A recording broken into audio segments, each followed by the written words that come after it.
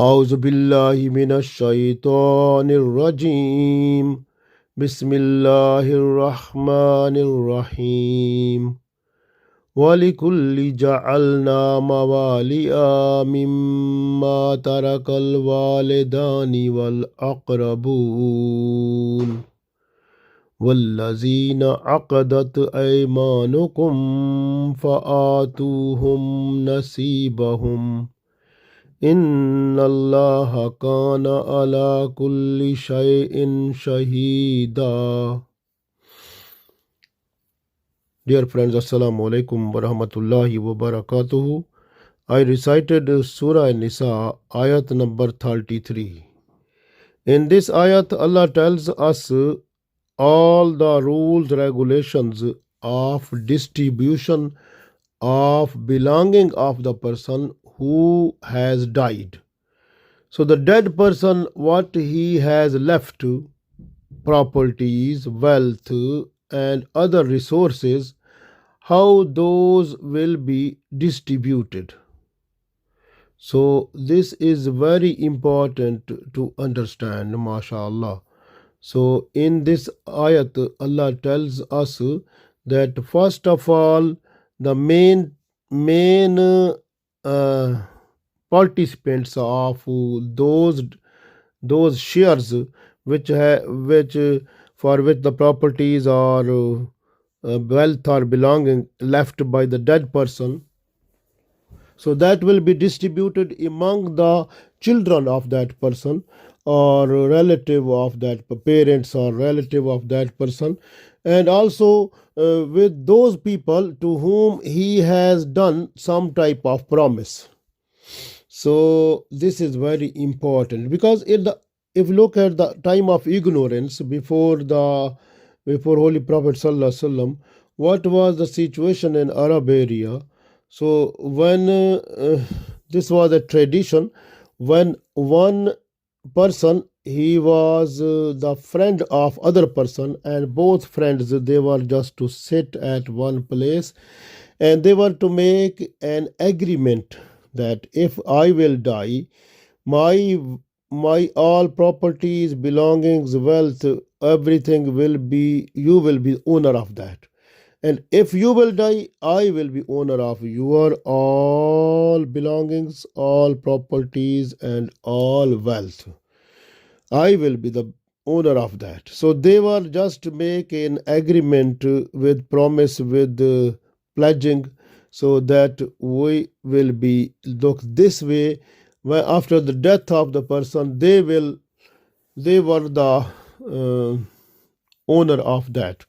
So this was the situation before Islam. But when Holy Prophet Sallallahu Alaihi Wasallam, then he has made, according to Islam, the person, if they have made, one person who made some agreement with other person, so at the time of ignorance or after that, so what happened that time, this agreement was fulfilled by 1/6 part of the belonging of that person which was given to the friend, and the remaining properties or belonging, that was to be distributed among the sons, daughters, boys, or parents or relatives of that person also. So this was the situation at that time. But when in Surah Anfal, ayat number 75 came, then this all finished. So only according to the command of Allah, so the all belongings of the deceased person will be distributed among the children of that person or parents or relatives of that person. So this is the situation. We can read this ayat, we will understand more better, inshallah. أعوذ بالله من الشيطان الرجيم بسم الله الرحمن الرحيم وَلِكُلِّ جَعَلْنَا مَوَالِيَ مِمَّا تَرَكَ الْوَالِدَانِ وَالْأَقْرَبُونَ وَلِكُلِّ جَعَلْنَا مَوَالِيَ. And Allah said, and we have made the heirs. Heirs mean the owners of the properties after the dead person, so who are rightful owners. So Allah has fixed them. This way Allah said, وَلِكُلِّ جَعَلْنَا مَوَالِيَ مِمَّا تَرَكَ الْوَالِدَانِ وَالْأَقْرَبُونَ. So first of all, Allah said, and we have made the heirs, the properties and belongings left by the parents or the relatives. So Allah said, we have made their heirs. Those are mostly from the children, parents or relatives also. If from the parents or relatives, if someone die, and from and if the person who died, if that person had some type of belongings, so properties or land or wealth or any business or anything, so that will be distributed first of all among the children of that person or parents of that person or relative of that person. So that is, Allah said this one in this ayat, the first part.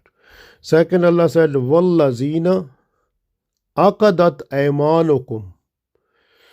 وَالَّذِينَ عَقَدَتْ أَيْمَانُكُمْ. وَالَّذِينَ, and of those, عَقَدَتْ أَيْمَانُكُمْ, to whom you have made a pledge. If you have made a pledge to someone that I will give you some of your part of properties or belonging, so then you have to, Allah said, فَآتُوهُمْ نَصِيبَهُمْ. So you have to give away to them all the shares to their owners, like which have been fixed by Allah. So you have to give them. Inna Allah, indeed Allah, kana ala kulli shayin shahida. Indeed, Allah is witness over everything. Before Islam, there was before Islam mean before the Prophet ﷺ, in Arab people, they were having a special type of tradition that if two persons, they were friend, and one was saying that I am your friend, you are my friend, after my death all of my properties, my belonging will be yours, and all of your belongings and properties and wealth and everything will be mine. So this was their agreement that was done, and according to that, when they were die after the death, they were just to get that one who was, to whom it was agreement. So this was the situation at that time. But one other situation was also there. If a person who was just to say someone, some child, that you are my son, but actually that was not son, it was just so called from the mouth, that is the son. So that time, if a person who was, this is like you can say adoption, the adoption or fostering, something like this. So if you have adopted one person who is your son, your adopted son, and that was also having share from the properties or wealth of the person who died, because the person who died, he made him adopted son or adopted daughter. So after the death of that person who has adopted son or daughter, his property or belongings will be distributed, and share of that was coming to that person who was adopted son or daughter. But now, when Surah Anfal, Ayat number 75 came, then this is cancelled. Now this is not right of that person who is adopted son or daughter to get share from the belonging of the dead person, so it is not allowed now, because Allah's command came in Surah Anfal, Ayat number 75. According to that, only his real sons or daughters or relatives will be the owner of the belonging left by the dead person.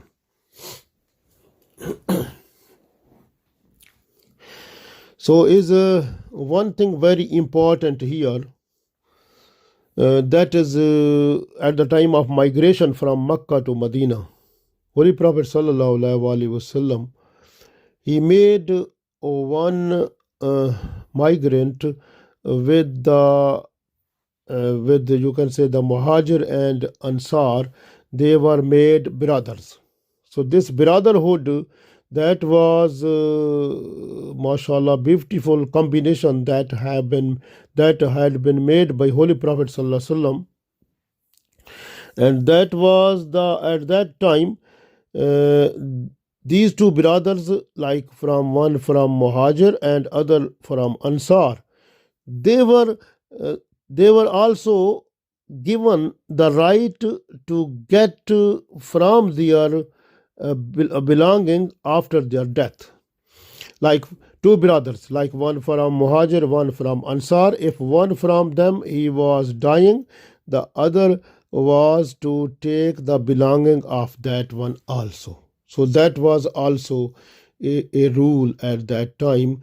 But when Surah Anfal, Ayat number 75 came, then after that this has been finished. So Alhamdulillah, now is the rule which is applying, that is only that when a person die, after the death of the person, only his or her sons or daughters or relatives will be the owner of the belonging left by the dead person. So this is very important to understand. Only the one point that is left, I can explain you that one. If a person, and also Imam Abu Hanifa, he also followed it, and when a person who died, after the death of that person, there is no one from his relative who can be the owner of the belonging left by the dead person. So there is no any relative of that person. So where the properties and belongings of that person will go? So the answer of this is that will go to the Baitul Mal of Islamic government. Now if there is no Islamic government, what will happen then? Then the person who was in close to that person who died, who was serving him, helping him, assisting him, and who was the best friend of that one also, so that will get to the belonging of that person who has died. So this is authentication to this one is by Imam Abu Hanifa radiyallahu ta'ala anhu also. So they get to this more recommendation of this following the hadith of Holy Prophet sallallahu alaihi wasallam from Tirmidhi, that one person